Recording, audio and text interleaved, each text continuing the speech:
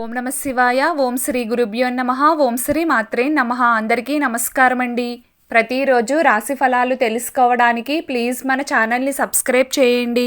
అలాగే వీడియోని తప్పకుండా లైక్ చేసి మన ఛానల్కి మీ వంతు సపోర్ట్ ఇవ్వండి.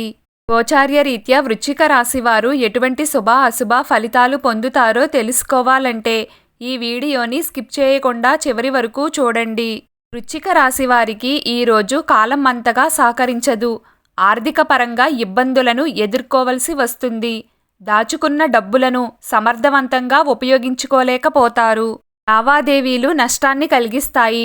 రుణబాధలు పెరగడం వలన తిరిగి అప్పు చేయాల్సిన పరిస్థితులు ఎదురవుతాయి.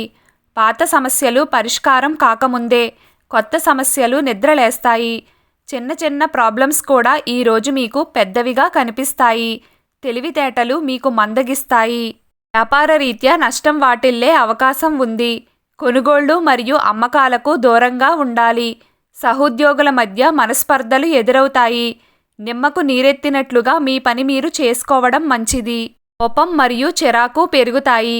తీవ్రమైన అసహనానికి లోనవుతారు. మానసిక బాధలు అధికమవుతాయి. ఎవ్వరినీ గుడ్డిగా నమ్మవద్దు. నా అనుకున్న వాళ్లే మోసం చేసే అవకాశం ఉంది. బ్యాంకు పనులు సరిగా పూర్తి కావు. పరిచయాలు కూడా అంతంత మాత్రంగానే సహకరిస్తాయి. స్నేహితులు మీకు దూరంగా ఉంటారు.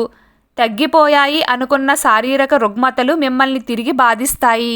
ఎదుటివారిని అంచనా వేయడంలో వైఫల్యం చెందుతారు.